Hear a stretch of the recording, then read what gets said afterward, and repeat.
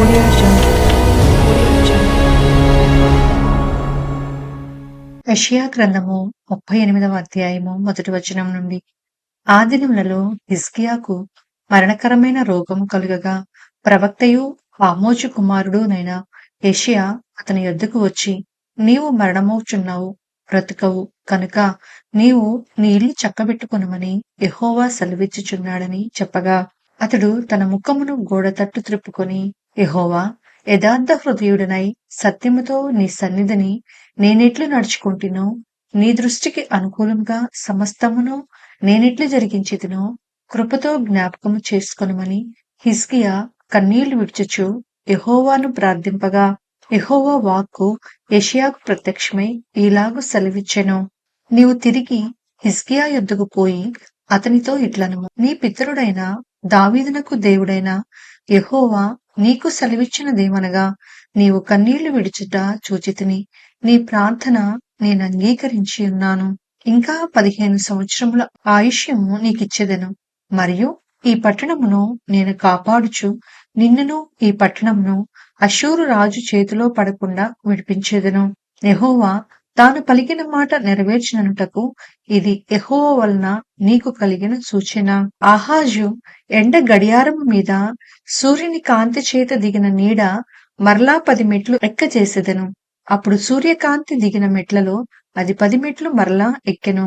యూదా రాజైన హిజ్కియా రోగి అయి ఆరోగ్యము పొందిన తరువాత అతడు రచించినది. నా దినముల మధ్యాహ్న కాలమందు నేను పాతాళ ద్వారమున పోవలసి వచ్చెను. నా ఆయుష్షేషము పోగొట్టుకొని ఉన్నాను.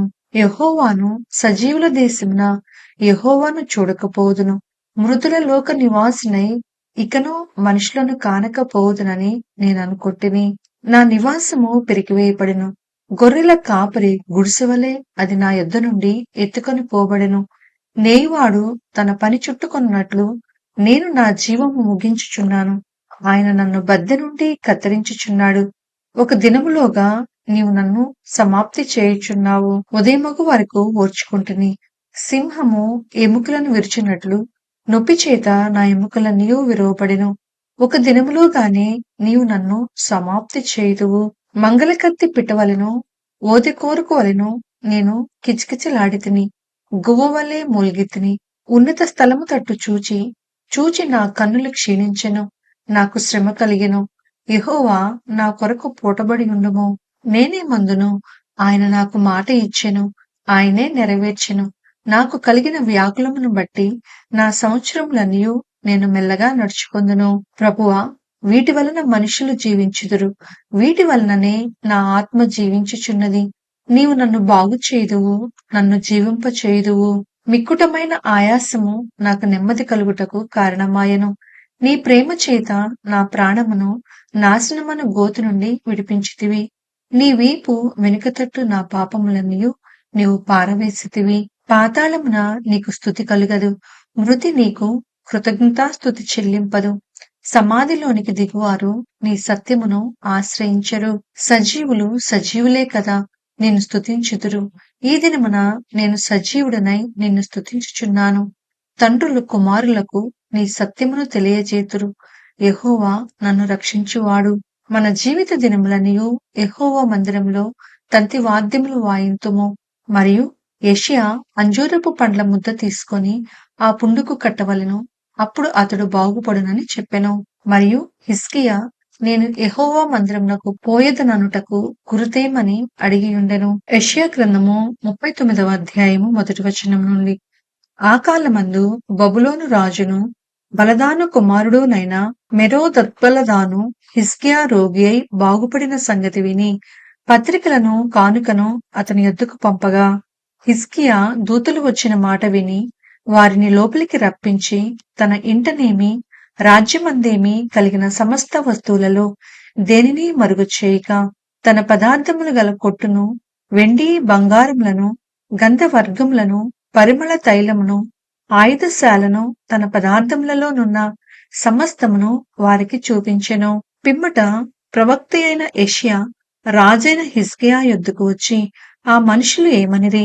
నీ యొద్దకు ఎక్కడ నుండి వచ్చిరి అని అడుగగా, హిజ్కియా బబులోనను దూరదేశం నుండి వారు వచ్చి ఉన్నారని చెప్పెను. నీ ఇంట వారేమేమి చూచిరని అతడడుగగా, హిజ్కియా, నా పదార్థములలో దేనిని మరుగు చేయక నా ఇంటనున్న సమస్తమును నేను వారికి చూపించియున్నానెను. అంతటి యేషయా హిజ్కియాతో ఇట్లనెను, యెహోవా సెలవిచ్చు మాట వినుము. రాబో దినములలో ఏమీయూ మిగలకుండా నీ ఇంటనున్న సమస్తమును నేటి వరకు నీ పితరులు సమకూర్చి దాచిపెట్టినది అంతయును బబులోను పట్టణమునకు ఎత్తుకొని పోవుదురని సైన్యములకు అధిపతియగు యెహోవా సెలవిచ్చుచున్నాడు. మరియు నీ గర్భమందు పుట్టిన నీ పుత్ర సంతును బబులోను రాజు నగరునందు నపుంసకులుగా చేయుటకై వారు తీసుకొని పోవుదురు. అందుకు హిజ్కియా, నీవు తెలియచేసిన యెహోవా ఆజ్ఞ చొప్పున జరుగుట మేలే. నా దినములలో సమాధాన సత్యములు కలుగును గాక అని యెషయాతో అనెను. యెషయా గ్రంథము 40వ అధ్యాయము 1వ వచనం నుండి. మీ దేవుడు సెలవిచ్చిన మాట ఏదనగా, నా జనులను ఓదార్చుడి, ఓదార్చుడి. యెరూషలేముతో ప్రేమగా మాటలాడుడి. ఆమె యుద్ధకాలము సమాప్తమయ్యెను. ఆమె దోషరుణము తీర్చబడెను. యెహోవా చేతి వలన ఆమె తన సమస్త పాపముల నిమిత్తము రెండింతలు పొందినను సమాచారము ఆమెకు ప్రకటించుడి. ఆలకించుడి. అడవిలో ఒకడు ప్రకటించుచున్నాడు. ఎట్లనగా, అరణ్యంలో యెహోవాకు మార్గము సిద్ధపరచుడి. ఎడారిలో మా దేవుని రాజ్య మార్గము సరళము చేయుడి. ప్రతి లోయను ఎత్తు చేయవలెను. ప్రతి పర్వమును ప్రతి కొండను అణచవలెను. వంకరవి చక్కగాను కరుకైనవి సమయముగాను ఉండవలెను. యెహోవా మహిమ బయలుపరచబడును. ఒకడును తప్పకుండా సర్వశరీరులు దాన్ని చూచెదరు. ఈలాగున జరుగునని యెహోవా సెలవిచ్చియున్నాడు. ఆలకించుడి, ప్రకటించుమని ఒకడు ఆజ్ఞ ఇచ్చుచున్నాడు. నేనేమి ప్రకటింతునని మరి ఒకడు అడుగుచున్నాడు. సర్వశరీరులు గడ్డి అయి ఉన్నారు. వారి అందమంతయు అడవి పువ్వు వలె ఉన్నది. యెహోవా తన శ్వాసము దాని మీద ఊదగా గడ్డి ఎండును, పువ్వు వాడును. నిశ్చయముగా జనులు గడ్డి వంటి వారే. గడ్డి ఎండిపోవును, దాని పువ్వు వాడిపోవును. మన దేవుని వాక్యము నిత్యము నిల్చును. సియోను, సువార్త ప్రకటించుచున్నదానా, ఉన్నత పర్వతము ఎక్కుము. యెరూషలేము, సువార్త ప్రకటించుచున్నదానా, బలముగా ప్రకటించుము. భయపడక ప్రకటింపుమి. ఇదిగో మీ దేవుడు అని యూదా పట్టణములకు ప్రకటించుము. ఇదిగో తన బాహువే తన పక్షమున ఏలుచుండగా ప్రభువగు యెహోవా తానే శక్తి సంపన్నుడై వచ్చును. ఆయన ఇచ్చు బహుమానము ఆయన యొద్దనున్నది. ఆయన చేయు ప్రతీకారము ఆయనకు ముందుగా నడుచుచున్నది. గొర్రెల కాపరి వలె ఆయన తన మందను మేపును. తన బాహువుతో గొర్రె పిల్లలను కూర్చి రొమ్మున ఆనించుకొని మోయును. పాలిచ్చు వాటిని ఆయన మెల్లగా నడిపించును. తన పుడిసిటిలో జలములు కొలిచిన వాడెవడు? జేనతో ఆకాశంలో కొల చూచిన వాడెవడు? భూమిలోని మన్ను కొలపాత్రలో ఉంచిన వాడెవడు? త్రాసుతో పర్వతములను తూచిన వాడెవడు? తూనిక చేత కొండలను తూచిన వాడెవడు? యెహోవా ఆత్మకు నేర్పిన వాడెవడు? ఆయనకు మంత్రి అయి ఆయనకు బోధపరిచిన వాడెవడు? ఎవని యొద్ద ఆయన ఆలోచన అడిగెను? ఆయనకు వివేకము కలుగచేసిన వాడెవడు? న్యాయ మార్గమును గూర్చి ఆయనకు నేర్పిన వాడెవడు? ఆయనకు జ్ఞానమును అభ్యసింపచేసిన వాడెవడు? ఆయనకు బుద్ధి మార్గము బోధించిన వాడెవడు? జనముల చేద నుండి జారు బిందువుల వంటివి. జనులు త్రాసు మీది ధూళి వంటి వారు. ద్వీపములు గాలికి ఎగురు సూక్ష్మ రేణువుల వలె ఉన్నవి. సమిధులకు లెబనోను చాలకపోవును. దహన బలికి దాని పశువులు చాలవు. ఆయన దృష్టికి సమస్త జనములు లేనట్టుగానే ఉండును. ఆయన దృష్టికి అవి అభావముగాను శూన్యముగాను ఎంచబడును. కావున మీరు ఎవనితో దేవుని పోల్చుదురు? ఏ రూపమును ఆయనకు సాటి చేయగలరు? విగ్రహమును చూడగా శిల్పి దానిని పోతపోయిను. కంసాలి దానిని బంగారు రేకులతో పొదుగును. దానికి వెండి గొలుసులు చేయును. విలువగల దానిని అర్పింపజాలని నీరసుడు కొచ్చని మ్రాను ఏర్పరచుకొనును. కదలని విగ్రహమును స్థాపించుటకు నేర్పుగల పనివాణ్ణి వెతికి పిలుచుకొనును. మీకు తెలియదా? మీరు వినలేదా? మొదటి నుండి ఎవరును మీతో చెప్పలేదా? భూమిని స్థాపించుటను బట్టి మీరు దాన్ని గ్రహింపలేదా? ఆయన భూమండలము మీద ఆసీనుడై ఉన్నాడు. దాని నివాసులు మిడతల వలె కనబడుచున్నారు.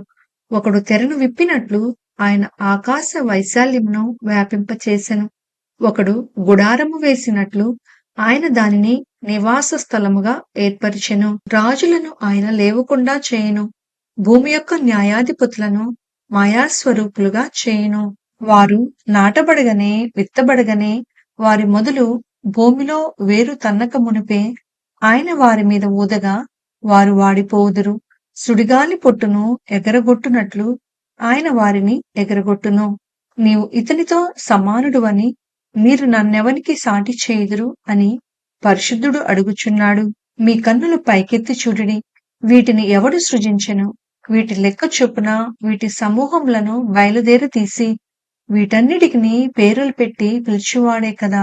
తన అధిక శక్తి చేతను తనకు కలిగియున్న బలాతిశయము చేతను ఆయన యొక్కటైనను విడిచిపెట్టడు. యాకోబు, నా మార్గము యెహోవాకు మరుగై ఉన్నది.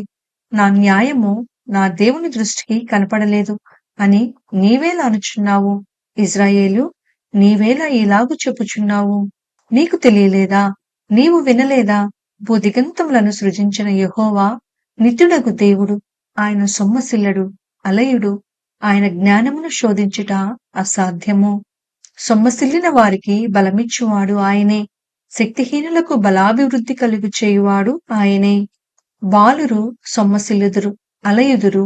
యవనస్తులు తప్పక త్రొట్టిల్లుదురు. యెహోవా కొరకు ఎదురుచూచువారు నూతన బలము పొందుదురు. వారు పక్షిరాజుల వలె రెక్కలు చాపి పైకి ఎగురుదురు. అలయక పరిగెత్తుదురు, సొమ్మసిల్లక నడిచిపోవుదురు.